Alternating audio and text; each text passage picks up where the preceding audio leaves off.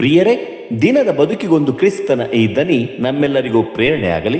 ಪೂಜಾ ವಿಧಿಯ ಆಗಮನ ಕಾಲದ 2ನೇ ವಾರ, ಡಿಸೆಂಬರ್ 11, 2025, ಗುರುವಾರ. ಸಂತ ಮತ್ತಾಯನು ಬರೆದ ಪವಿತ್ರ ಶುಭ ಸಂದೇಶದಿಂದ ವಾಚನ.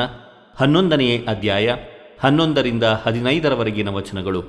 ಆ ಕಾಲದಲ್ಲಿ ಯೇಸು ಜನಸಮೂಹಕ್ಕೆ ಯೋವಾನನನ್ನು ಕುರಿತು ಹೀಗೆಂದರು: ಮಾನವನಾಗಿ ಜನಿಸಿದ್ದವರಲ್ಲಿ ಸ್ನಾನಿಕ ಯೋವಾನನಿಗಿಂತ ಶ್ರೇಷ್ಠನಾರು ಹುಟ್ಟಿಲ್ಲ ಎಂದು ನಿಮಗೆ ಸ್ಪಷ್ಟವಾಗಿ ಹೇಳುತ್ತೇನೆ.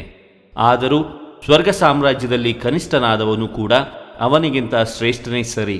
ಯೋವಾನನು ತನ್ನ ಸಂದೇಶವನ್ನು ಸಾರಿದಂದಿನಿಂದ ಇಂದಿನವರೆಗೆ ಸ್ವರ್ಗ ಸಾಮ್ರಾಜ್ಯವು ನೂಕು ನುಗ್ಗಲಿಗೆ ಗುರಿಯಾಗಿದೆ. ಬಲಪ್ರಯೋಗ ಮಾಡುವವರು ಅದನ್ನು ಸ್ವಾಧೀನಪಡಿಸಿಕೊಳ್ಳಲು ಯತ್ನಿಸುತ್ತಿದ್ದಾರೆ. ಯೋವಾನನ ಕಾಲದ ತನಕ ಧರ್ಮಶಾಸ್ತ್ರ ಹಾಗೂ ಎಲ್ಲ ಪ್ರವಾದಿಗಳು ದೇವರ ಸಾಮ್ರಾಜ್ಯವನ್ನು ಕುರಿತು ಪ್ರವಾದನೆ ಮಾಡಿದರು. ಅವರ ಹೇಳಿಕೆಯನ್ನು ನಂಬಲು ನಿಮಗಿಷ್ಟವಿದ್ದರೆ, ಇಗೋ, ಬರತಕ್ಕ ಎಲಿಯನು ಈ ಯೋವಾನನೇ. ಕೇಳುವುದಕ್ಕೆ ಕಿವಿಯುಳ್ಳವನು ಕೇಳಿಸಿಕೊಳ್ಳಲಿ. ಪ್ರಭುವಿನ ಶುಭ ಸಂದೇಶ. ಕ್ರಿಸ್ತರೇ ನಿಮಗೆ ಸ್ತುತಿ ಸಲ್ಲಲಿ. ಚಿಂತನೆ: ದೇವರಲ್ಲಿ ವಿಶ್ವಾಸವಿಟ್ಟರೆ ನಮಗೆ ದೊರಕುವುದು ಸಕಲ ಸೌಭಾಗ್ಯ.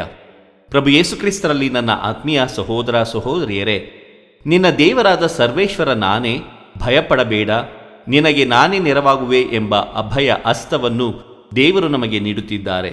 ಜಗತ್ತಿನಲ್ಲಿ ನಾವು ಯಾರಿಗೂ ಭಯಪಡದೆ ಪ್ರಭು ದೇವರಲ್ಲಿ ವಿಶ್ವಾಸವಿಟ್ಟರೆ ನಮಗೆ ದೊರಕುವುದು ಸಕಲ ಸೌಭಾಗ್ಯ. ನಾವು ಈ ಭುವಿಯಲ್ಲಿರುವ ವಸ್ತು ವ್ಯಕ್ತಿಗಳ ಮೇಲೆ ಅತಿಯಾಗಿ ಅವಲಂಬಿಸಿದರೆ ಹಾಗೂ ಕೇವಲ ಆಸ್ತಿ ಹಣ ಸಂಪಾದನೆಯೇ ನಮ್ಮ ಮುಖ್ಯ ಗುರಿಯಾದರೆ, ಎಲ್ಲವನ್ನು ನೀಡಿರುವ ದೇವರನ್ನು ಸ್ತುತಿಸಲು ಮರೆತರೆ ನಾವು ಗಳಿಸಿದ್ದೆಲ್ಲವೂ ವ್ಯರ್ಥವಾದಂತೆ. ದೇವರ ಚಿತ್ತದಂತೆ ನಡೆಯುವವರಿಗೆ ಸ್ವರ್ಗದಲ್ಲಿ ಉನ್ನತ ಸ್ಥಾನವನ್ನು ನೀಡುವುದಾಗಿ ದೇವರೇ ಸ್ವತಃ ಕರೆ ನೀಡುತ್ತಿದ್ದಾರೆ.